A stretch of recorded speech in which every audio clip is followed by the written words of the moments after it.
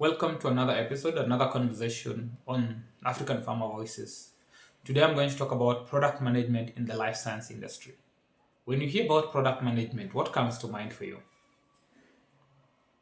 Probably you're thinking of something, maybe a medicine, paracetamol that you've known, or Brufen, whatever it is. As Arsenal fan, we know we've been talked about Brufen a lot. We are dealing with it and hopefully we will win the league. But before I get to a lot about Arsenal, because I don't want to feel bad about this conversation, let me go to the good side of everything. The good side of it is product management can be a product, can be an IT system, can be a solution. Whatever solution that you're bringing to the market is a product because you're bringing it in the market for somebody to use it, and whoever needs to use it must understand that it addresses a problem and a pain point that they have, and two, it should be at a price point that is actually valuable for them and they feel it is worthwhile paying the money that you want them to pay you for that product in the market that you're bringing to them. So that is understanding the end to end.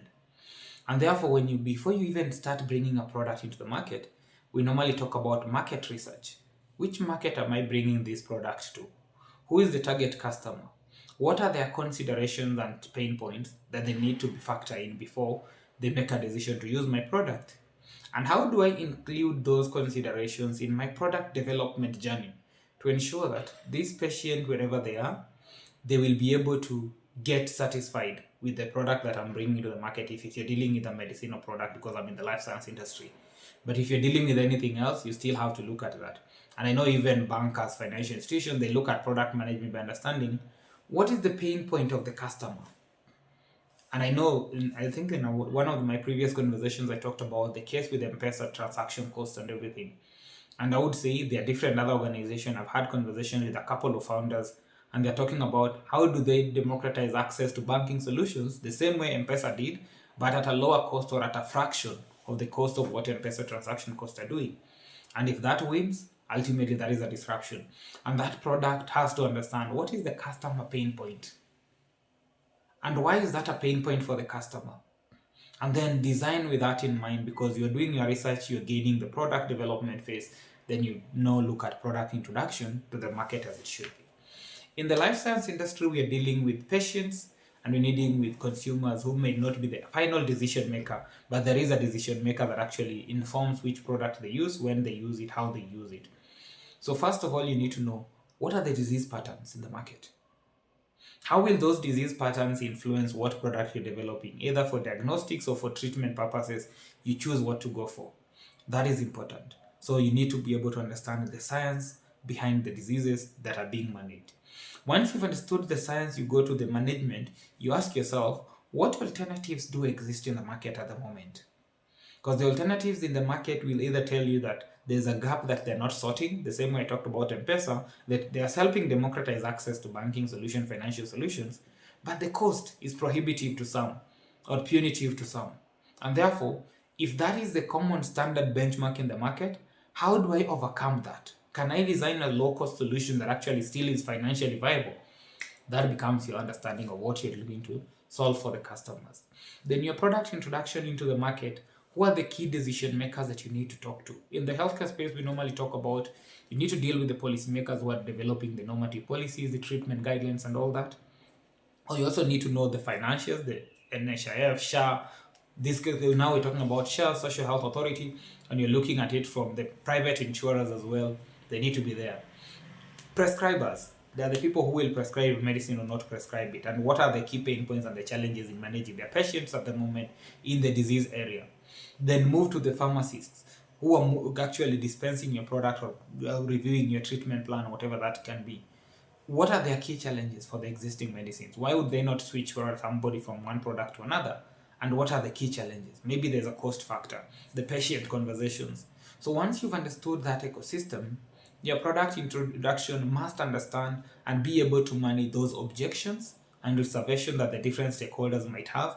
But most importantly, your product must address those pain points.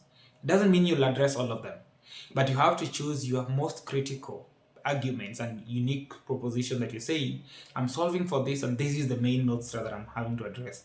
And therefore you're managing your product from that level.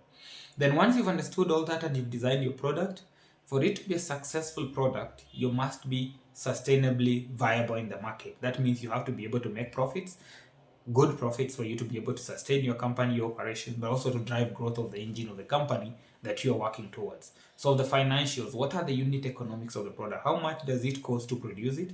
How much does it cost to market it to acquire customer? And how much does it cost to buy it from the customer standpoint? And what is the margin, the spread between the two? Once you've understood that, you need to look at how do I ensure that I increase my consumptions in the market from a marketing standpoint, driving your marketing, managing your financials to ensure that you have a successful product in the market. And another piece that people normally forget, product management, you can manage one product, but that product exists within an ecosystem of the bigger organization. What is the alignment between the product strategy to the corporate strategy? You're selling a product that is delinked from the actual business of the business company. That is a losing strategy, because then there's already incoherence, and those conflicts that exist will either make people not trust the brand corporate strategy or make the people not trust your product. So is it the product is within your domain, or is it outside of your domain of expertise? If it is outside, that is a risk. If it is within, fantastic. Those are complementary.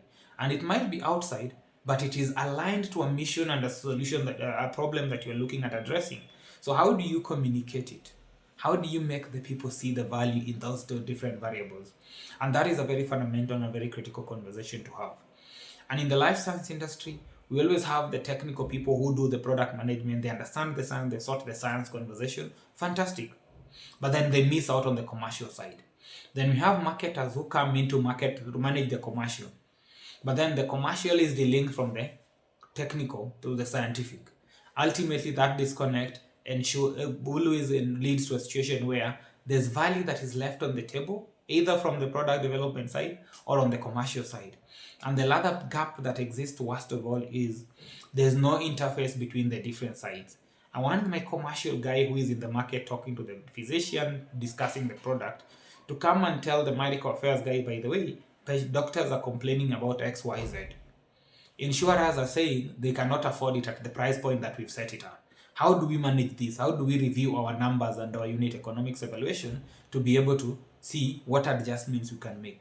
If that information doesn't go back, the person doesn't develop with it, ultimately we are losing a market, and that is where we come in with market erosion, and ultimately there's a new competitor who is coming in and is listening to those nuances and actually developing solutions specifically to solve your oversights and your, I would say, mishaps in the market by not doing what you need to be doing. Those are lost opportunities. And I would say for product managers, that is what we need to look into. That is where we need to play our game and play it in a way that we are serving everybody in the ecosystem, but ensuring we are harnessing the value of that innovation, that technology, that product that we're bringing into the market across the value chain. Why do I have this conversation with you? These conversations are things that I've chatted with people about, topics that I've been mentioning, and actually even some of the problems that I get to interact with when I'm managing a project for somebody, or somebody is coming in to ask me questions, and I'm like, okay, something needs to be done about this. And on that journey, in our Pharmacy Academy programming work, we've come to a level where we're saying we need to bring experts who are good product managers, who've started from the initial research and development to the last mile commercial success of a product and alignment of the product with the corporate strategy, to be able to deliver quality training program that will equip with the product management skill that you're hoping for, to be able to, one, bring your product to the market at the right point, get the right insights and develop it with the customer in mind, and most importantly, get your return on investment at the end of the day, because it is for business purposes. You're getting value, but you're getting value by delivering value to the people who believe in you and hope for you. So product management in the life science industry is our new program that is coming up. We are planning to launch it in June. Our faculty is fully constituted, the material development is underway, and we're hoping that through this we will be able to drive growth in the industry from a commercial standpoint, but also growth in the industry by ensuring our products address the needs in our market, and those needs are grounded on realities of doctors, patients, ecosystem players like insurers and all that. And most importantly, the patient gets better treatment outcomes at the end of the day after using our products, and the industry growing because then we are in tune with what the market really needs, and that is what we are aspiring for. So for those who are interested, check out our website, africanpharmanetwork.net, review the course overview that we already have published there, Let us keep engaging and see how do we have you joining us for the learnings as we move to the next level of our development journey, but also our impact journey to shape African markets and African pharmaceutical value chain. Thank you and have a good one.